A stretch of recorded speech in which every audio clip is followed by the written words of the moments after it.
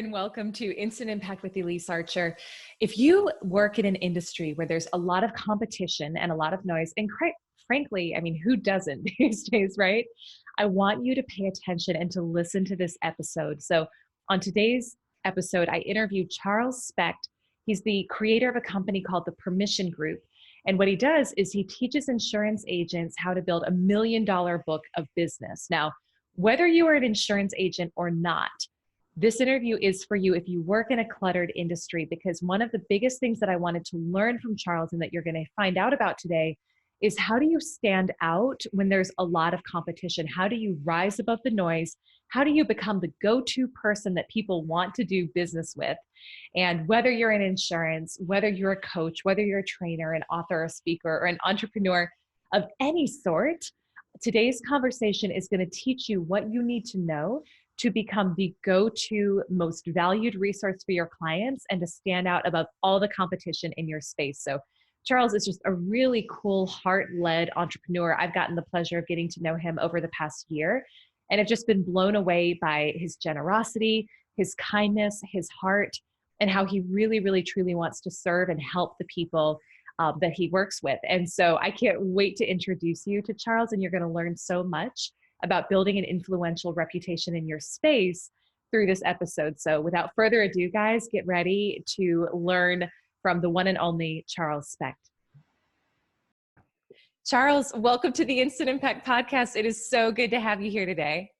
Thanks, Elise. It's really my pleasure. I'm looking forward to this. Yeah, well, I have just really had a lot of fun getting to know you over the past, it's almost a year, which is hard to believe, but some of the things that I've just been really impressed with as I've gotten to know you and the reasons why I wanted to have you on the show today are just the way that you do business. And I think you can always tell when you meet someone if it's like they're really out there just to serve themselves or they're really out there to make a difference and to brighten the days of everyone they talk with and they work with, and they're just really committed to overall improving the lives of everyone they run across. And I sense that from you, that you're much more, that you're the latter. And so I like the way that you do business, and I want people to be able to get a sense of what that's like, because I think the more we can incorporate like your style and your approach to doing business, the more we'll build deeper relationships, the more clients will stick with us, and just all the good things happen. So I would love for us to start off, if you can just share a little bit about your background, what got you into the world where you are today, and take us back as far as you want. But I'd love for everybody to hear a little bit of your backstory. All right. Well, I appreciate the opportunity to talk with you. So my backstory is, for the most part, I am in the insurance industry, but I really don't sell any insurance any longer. And it's on the commercial insurance side. So when you think of like business insurance, that's what it is, rather than like life insurance, personal lines, and so forth. So both like business insurance and then business health. And I got into the business back in the year 2000. Like a buddy of mine, he brought me in. So I blame him for like getting me caught up in this whole industry, but it's his fault. But he brought me in, and it's really been like a wonderful thing. I do consider myself a little bit of an insurance nerd. You know, I'm one of those people who likes to read policies and see what's there and what's not there. But I was an insurance broker doing commercial insurance, mostly for like construction companies, manufacturing, and so forth, and did that for probably about 11 years for two different firms.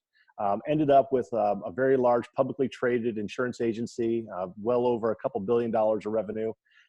Worked with very large, sophisticated construction companies, manufacturing companies, and just a little bit of a change in the insurance industry, really, when kind of the market tanked, everything like wasn't fun anymore.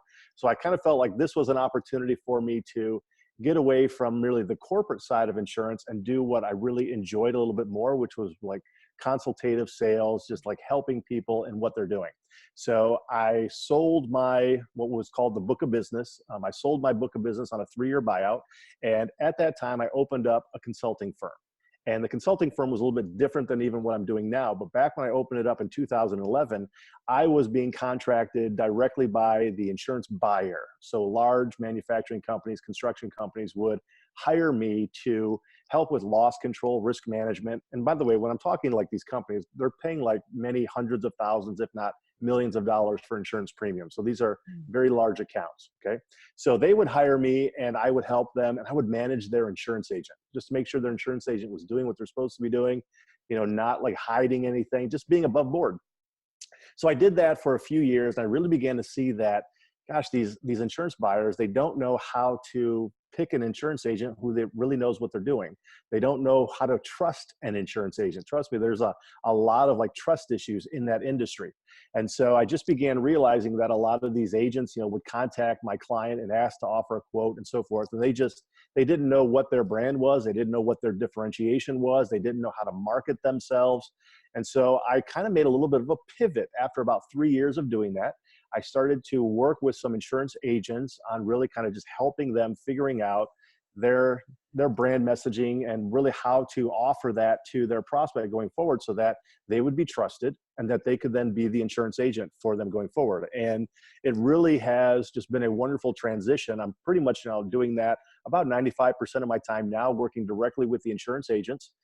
I have clients all around the country and internationally, both individual agents as well as agency retainers, where I'm helping them figuring out their niche. I call it a micro niche in which they go after, putting together their service, and really like helping them figuring out how to get their prospect to trust them so that they will do business with them in the long term, because the insurance industry is definitely a trust industry, particularly when you're talking millions of dollars. You want to make sure your agent's doing the right thing. Oh, So I do that, a lot of virtual sales training, but I do some one-on-one, even in person as well. you just said so much that I wanted to get into. And part of why I think this is interesting is, some of my listeners, they are in the insurance and financial services world. And so it's like, this is directly applicable to them.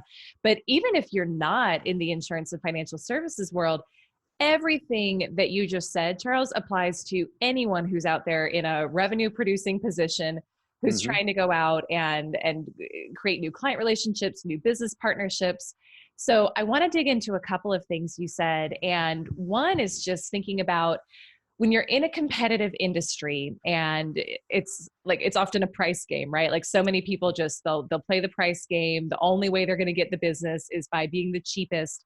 And that's a losing proposition. So one of the things I heard you say was, it's really about, if you want to get out of that game, it's about getting clear on your uniqueness and building relationships of trust with the people you want to work with. So can you share a little bit more? I think let's focus on the uniqueness first and getting clear on that. But when you're coaching your clients and teaching them how to do that and get clear on their messaging and their uniqueness, where the heck do you start? Like, how does somebody get started figuring that out? Yeah. A lot of it's going to come into play with regards to their strengths versus their weaknesses. Okay. So for me, I try not to help my clients with their weaknesses to get better at that. That's too long of a process, and you need to put food on the table. So I focus on their strengths, maybe a little bit about what they're passionate in, but really what can their agency do? Okay. So what type of clients do they have? What types of services? And then once you figure out the micro niche that you're going to go after, and I think that this is true in insurance as well as, non-insurance. Doesn't matter if it's a lawyer who handles, a certain type of industry, or a CPA firm, or a clothing store owner, like whatever their focus is, whatever their micro niche, if you can be seen as the trusted advisor, they're going to choose you going forward. And so I always come up with either a phrase or like a statement that I call the C3, a cold call carrot. It can be used in a cold call, it can be used in an email or anything, but it really is like the one statement that separates you from the competition. So if you think of like the average insurance agent out there, very often insurance might be considered a commodity, at least in the insured's mind. You talk about price driven. Yep, most of them say, save me some money, but at the end of the day, that's really not the issue, because they just don't know how to, even figure out what's a better quote versus not. They just say, save me some money. But when the insurance agent is trying to get in front of a prospect, they have to have something more than like, hey, I can offer you, a couple points of savings. And once we can put the insurance agent or the salesperson in that prospect's industry, who just happens then also focus on, insurance and financial services, very much better choice of which, who to do business with going forward. So let me give you an example. So like my one sentence is that I help insurance agents build a $1 million book of business through signed broker of record letters. That's what I do. Okay. It says who I do it for, it says what the reward is, and it says how I do it. And those are the three things: who it is that you do it for, what's the reward, and how do you do it. I help insurance agents build a $1 million book of business through signed broker of record letters. It's very, very simple. And you can use that in a voicemail. You can do it when you're on a cold call. You can do it in an email. You can do it at a networking event. And so every single client that I deal with, we always kind of figure out what is the one thing. I help, tree trimming companies lower their workers' compensation by up to 60% every single year. Wow. So once you come up with that actual statement, then you can get your prospect to be a little bit more interested, to want to actually find out, how do you do that, right? And that's when you say, well, I got to meet with you on Tuesday at 9 a.m. to actually explain a little bit more about how I do that, right? So it's just that one statement that separates you from your competition, because there's others out there who do what I do, and we're all trying to help people, but my focus is on one particular letter in the insurance industry that an insured could sign, called the broker of record letter. And that's my focus. Rather than going through the quoting process, one particular signature on a piece of paper. That's what my entire consulting practice is revolved around.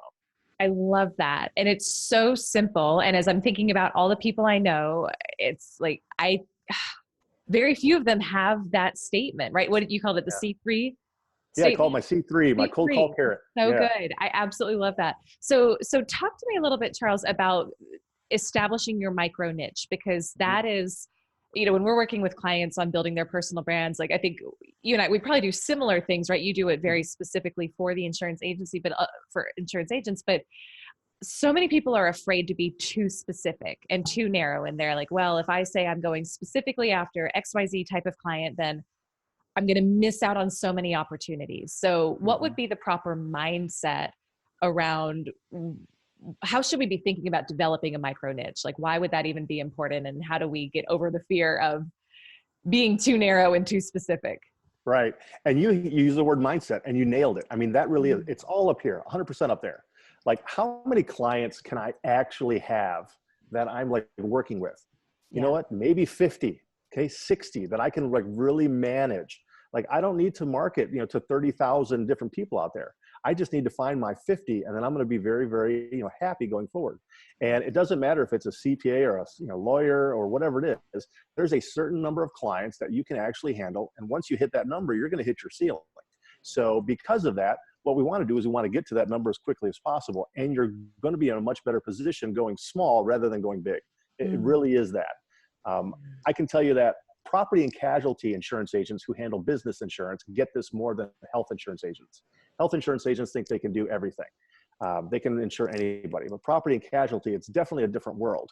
But, when they start figuring, once it clicks, okay, and they can get the mindset that, gosh, if I can be seen as, the best choice of which agent to do business with going forward, I'm going to get more referrals.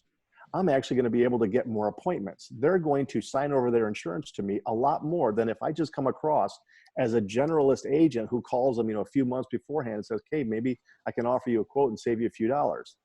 Completely different.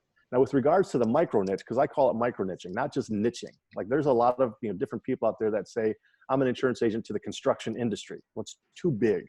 You'd be better off being an insurance agent to residential plumbing subcontractors, right? Because then residential plumbing subcontractors would see you as the obvious choice. But when it comes to micro niching, like insurance, if you can save somebody on the insurance policy, that's only like a small percentage on the line item for their expense column. It's a very, very small amount. There's a lot of other things that keep them up at night. So it doesn't matter if they're in maybe an auto dealership. Insurance is important. Yeah, they're probably paying hundreds of thousands, but they're trying to figure out now how to deal with, internet sales, and get rid of the open lot and everything that goes along with that. Restaurants, I think, is a perfect example. When you talk about micro niching, there's so many things that the restaurant owner is trying to figure out what they need to do in order to make more money, such as how to do social media. Like, how can I actually figure out how to do local social media to drive more customer foot traffic? The statistic is that 85% of people, when they go to a restaurant, they check out the website, they look at the menu, and they decide right then and there whether or not I want to go to that place. Okay, getting these people to come back quicker. Like, these are the things that keep up the restaurant owner at night. Now, what I teach my savvy insurance agents to do is that when we focus on going after the restaurant industry and we're micro niching and we're providing solutions to these bigger problems, we can either handle the social media internally, or we can bring in outside consultants who already know this, and we brand it, if you will, under our quote unquote restaurant program, where we're not only helping them on the insurance standpoint. Yes, we're the go-to agent. There's only 7 carriers, might as well choose us. But we also then bring in somebody who can handle their website and handle their social media and help them with negative Yelp reviews and get their customers to come back every 3 months rather than every 6 months. mean, if you're an insurance agent who can handle all of the bigger problems that they're dealing with on a regular basis, they're going to see you as the better choice of which agent to do business with. It's a no-brainer, and then they will sign your broker of record letter and you'll win. I really like that, because I think a big thing that I took out of what you shared is first being in reality about what Mhm. you can and cannot accommodate. Because I think people who are in fear about, well, I'm going to be too specific in my messaging and I'm going to lose out on opportunities, they Mhm. probably haven't stopped to calculate how many clients they can actually accommodate at any one Right. time. And your Right. example of 50 to 60 out of 7 billion people in the world, like there are 50 to 60 for you out I there. But know. then once you get really in reality about it, also having an abundance of solutions for those people and having the Mhm. right partners to bring in for those people as Yeah. well. I just think that's it's a very logical approach, and it makes a heck Mhm. of a lot of sense It really as does. I well. mean, it just does. It's better to go small than go big. It just Mhm. really is. I have one client who, only has 11 clients. And he Hmm. says, I don't want another one. He's got, $1.1 million of revenue. He's got 11 clients. He's like, I can't handle 12.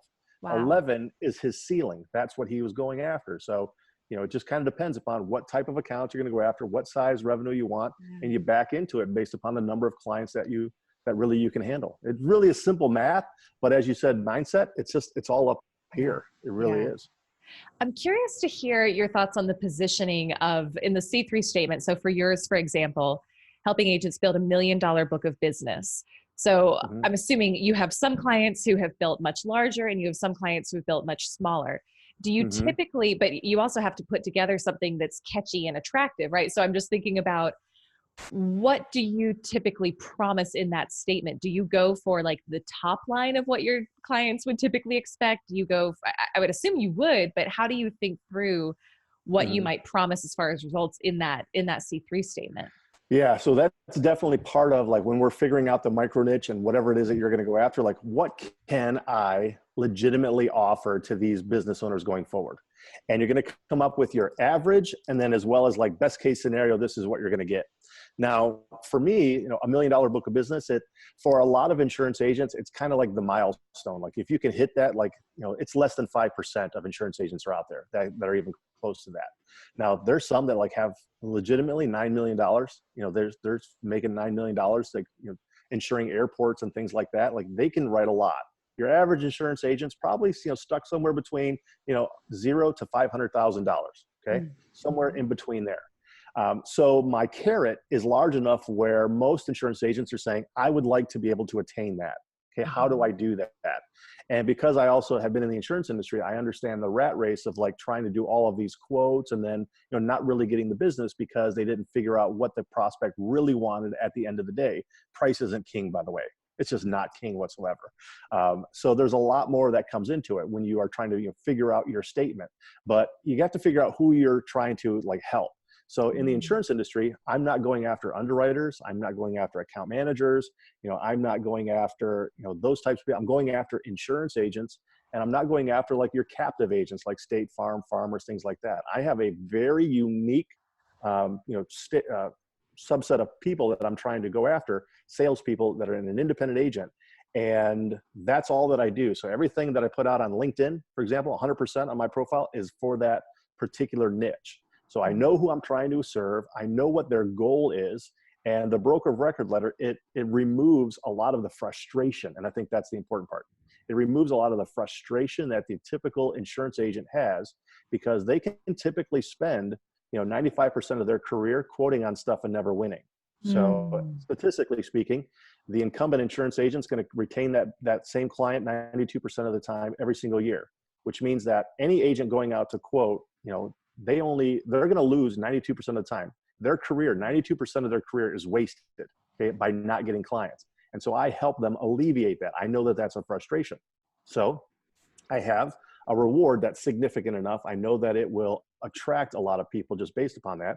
But then also I have a process that helps them remove that whole, going through the 92% and just becoming another statistic to actually providing services that the insured wants for their bigger problems. And when they provide those services, they don't have to go through the quoting process. They just take over the current policy and become the incumbent agent right then and there. And the Mm. same thing goes for, all of my clients. We have to figure out what are the bigger problems that they're dealing with, both insurance and non-insurance related. And then we provide services to them, and that brings in the trust factor. Okay, that really allows them to come to trust, because it's very difficult for an insurance agent to build a relationship of trust, because just the industry is based on, not having a lot of trust, not having transparency. The typical insurance buyer consumer doesn't understand what's covered, what's not. And so there's a lack of trust. So by providing services, solutions to the bigger problems that they're dealing with, they automatically bring in the trust factor, and you can get more clients much, much quicker by doing it that way. Yeah. Wow. And I want to spend some time on that too, because I think when we talk about the concept of trust in business, it's so, I don't want to say overused, but it's like, it's so obvious that people tend to just dismiss it and say, well, of course you need to be trusted.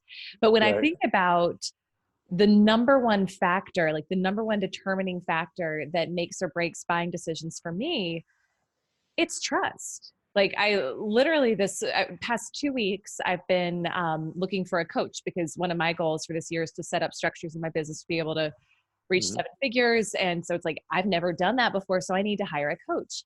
And I found a woman who I'd been listening to her podcast for a while, and I was really like excited to talk with her. And I knew she was a coach. And so I had a discovery call with her.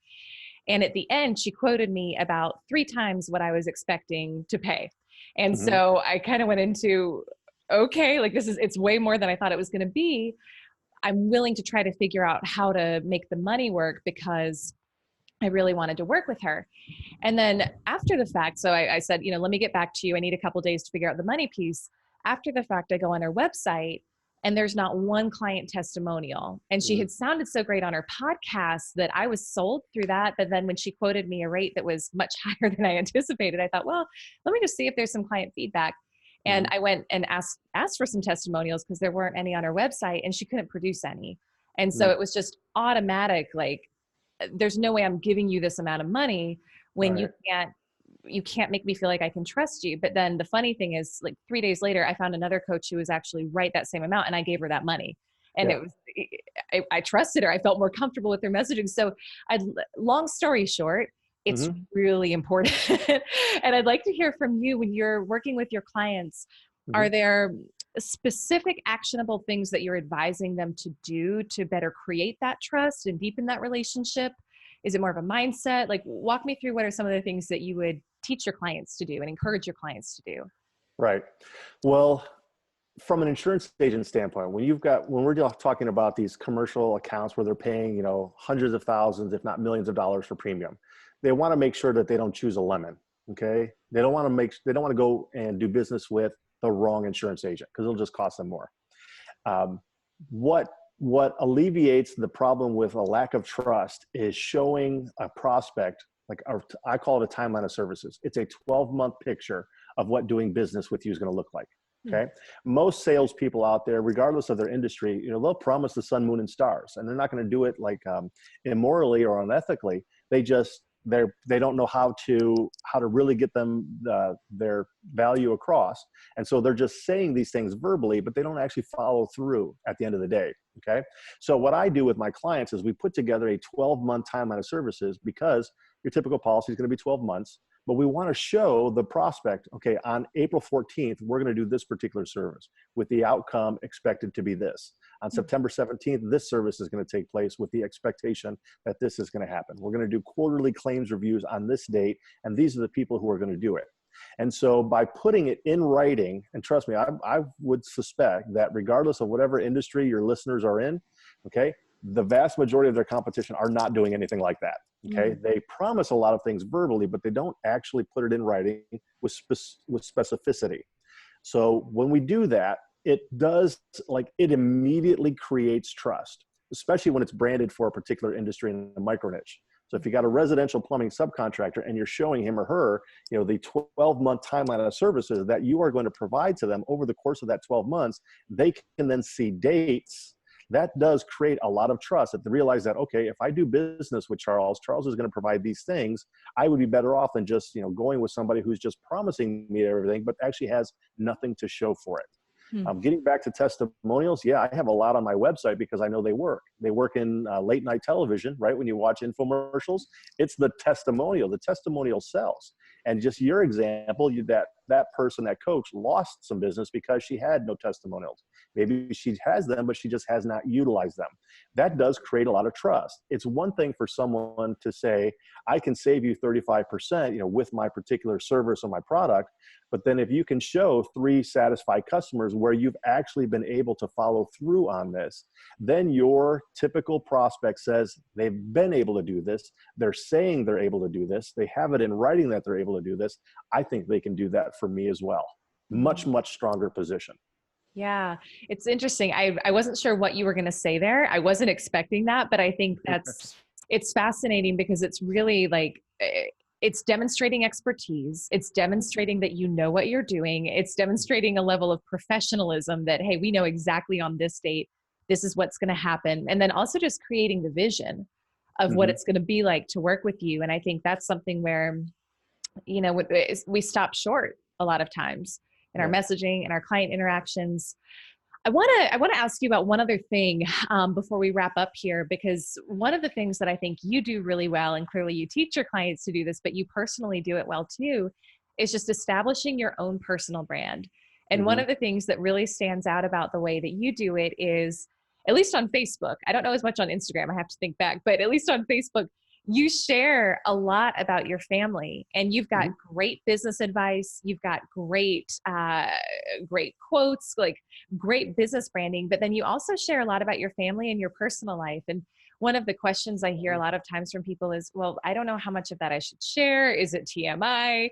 And I'd like to hear your thoughts on it, because I think, and I don't want to gender stereotype here, but I think it's, out of the clients I work with, it's especially rare for a man to do that, but it builds such a level of trust with you that I would Right. love to see more people doing it. So all of Okay. that to say, All right. I'd love to hear your thoughts on it and Mm-hmm. how you Mm-hmm. think about, like, what do you share with your family? What do you not, when you're building your personal brand and sharing online?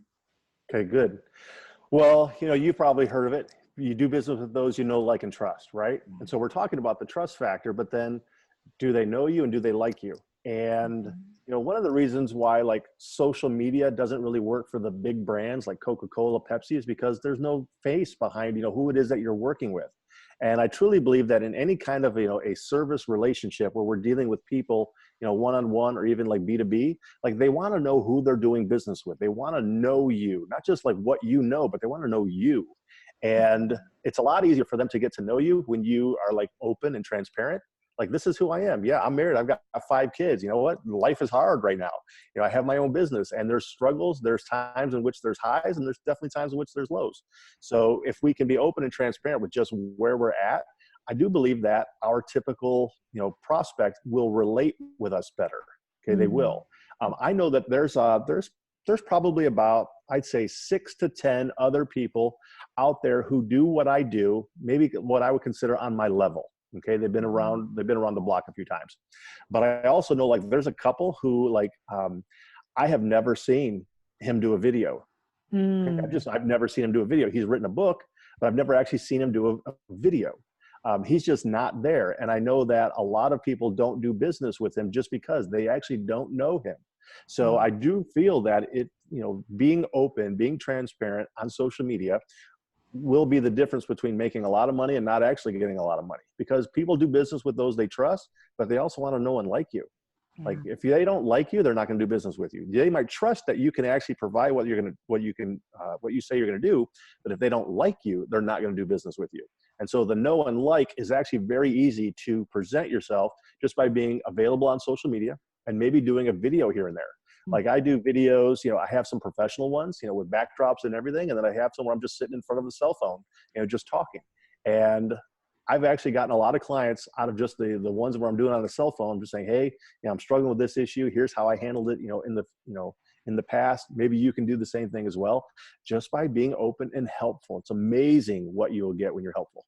Oh my gosh. Yes. It's so funny. I was thinking about that today when I was talking to another client, where it's like, it doesn't have to be produced. It doesn't have to be polished. It's just, if you show up genuinely and Yeah. authentically, people connect with that. And when you were talking about that, it made me think about I was at a workshop this week by a couple of my clients who are career coaches, and they were talking about like the worst thing you can do today if you're looking to be hired by a company is to be invisible on social. It's actually worse than having like one or two Right. questionable things. What are you hiding, right? What are you That's hiding? it. Yeah. Yeah, Yeah. people don't trust it. They don't trust it. So I think I really like that approach of just being very open and saying, hey, here's what's going on right now. Here's what's happening with my family. Here's what's happening in my business. But always, I think, framing it in terms of how can this serve someone and how can this Mhm. help someone, and Yeah. positioning it for your clients. So You know, I, it's interesting when you yeah, talk when you mention that, because I have different profiles. So I have an Instagram one that's personal. I have one that's for my business, which is fairly new. I do Facebook. I do LinkedIn. I've got a Twitter account. Like like everybody else, I've got my social media profiles. yeah, Um, for LinkedIn, I use that 100% for business. Like yeah, that's where I'm at. I probably get about 75% of my clients from LinkedIn, because that's really where I establish my brand and my presence from a business standpoint, and that they would be doing business with Charles. Facebook, it's kind of like friends and family, but at the same time, like I have clients that I'm there as well.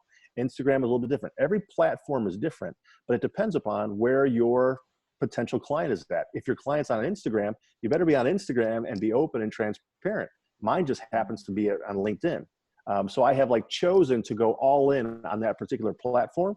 And, I can say probably for the first couple of years, I was like tinkering with it, not knowing exactly what to do, trying some things and not getting a lot of traction. But then when I just decided that, you know what, I'm just going to throw it out there and see what happens. Started opening up, putting out content that I know was going to be like very beneficial to my typical avatar. That's when I really started to get a lot of traction. And people would be telling me, saying, you're giving away all your content for free. Like, I don't understand how you're getting any clients. I'm like, I don't understand either, but they're paying me money. So I think that's part of the trust factor, right? I mean, you have to be open and transparent, telling people and showing them what it is that you can do for them. And then they will pay you money to help them do more things. yes. Oh my gosh, yes, yeah. Jay Bear has a great quote on that in his book Utility. He says, Uh-huh. give away everything you know for free, one bite at a time. And Right. I think the idea behind it, because a lot of people wonder about that too. They're like, well, why Mm-hmm. would anyone pay you if you're sharing everything you already know? Information is a commodity. You can It go on is. Google and get all the information you need. People will Mm-hmm. pay for organized information and information that's applied to them specifically. So if you can show me how all that great information you're putting out there on LinkedIn actually applies for my specific situation, that's what I'll pay you for. And I think that's like the 100%. disconnect a lot of times when people Mm-hmm. wonder, why would you give away everything for free? But I love that Yep. approach. And I try to do the same thing, and shoot, it works. So, Yeah. I mean, when it comes to personal branding, they're buying you. Like yeah. they're buying you, right? They're buying you, everything that goes along with it, your personality, your knowledge, right? How you actually talk. Like some people are just really good on video and some are terrible. Some Mm. are really good on the phone, some are bad, some are really good at email, but they're buying your personality because it resonated with them. If they don't know you and like you, they're not going to trust you to do business with you. So they have to know and like you. Amen. Amen. Final question, just as we wrap up here. So, people listening are really looking to find ways to deepen their business relationships and build stronger bonds and build better trust, and do it in less time too. It's like, how do we create these deep relationships with the people that we really want to work with, in less time? So, just Hmm. do you have any final words of wisdom, any parting words of wisdom for people who really want to make an instant impact, in the relationships of the people they work with? I would say that I think one of the things that has given me the ability to get clients, to be successful, however I want to define that, is that I have given um, free content in the form of like ebooks, video, stuff like that. But it's like a course. And you talk about like one piece of content, like it's one thing that teaches you how to do this. And then it's one thing that teaches you how to do this. And you don't necessarily have to have like a conversation with me to get this. Hmm. Okay. So what I've done is I put these together, and I think I have 3 or 4 that like meet specific needs of my prospect. And I can tell you that they actually start to do business with me after they've consumed that content, because that has shown them a little bit what it would be like to do business with me, and have they gotten value out of that content. Because people don't want to just pay maybe a few $1,000s to get coaching from someone if they don't really feel that it's going to work out. And so it gives them an opportunity, and it actually like shortens I think the sales cycle doing it that way. So rather than me like having to have like 3 or 4, 30-minute conversations with somebody to try and pitch them and sell them, I allow that information and that value to do all of that selling for me. Again, it's the know, like, and trust. And I think that, instead of just like one ebook, like really put yourself out there with a couple of videos, just, 3 or 4 minutes, you saying, here's how to handle this one particular issue. If you got a client that's trying to figure out how to find more, employees, explain, here's 3 things in which you can do to find more employees in 2019. And then just go through the 3 things. Very, very simple. But when they see that you care and that you actually have solutions, they're much more likely to give you money. That's brilliant. It's a time saver. It's pre-framing them, right? It's like they're seeing you as an expert. And it's generosity. And again, that to me, that is the number one key to deepening relationships and doing it faster, is just being generous. So I absolutely love that. This was so much fun for me. I love talking about this stuff, and you do such a good job of it. It's fun, right? It's fun. Yeah, it's exciting. If people are loving this and they want to connect with you, they want to follow you, tell people where to find all things Charles. Well, my main business website is Permission Group. It's www.permissiongroup.com. Otherwise, my name is Charles Specht. You can just follow me on LinkedIn, Facebook. Just send me a little request. Say, hey, I saw you on Elise's podcast. Love to connect with awesome people who follow Elise as well. Beautiful. Thank you, Charles. I appreciate it. Thanks, Elise. It was a pleasure.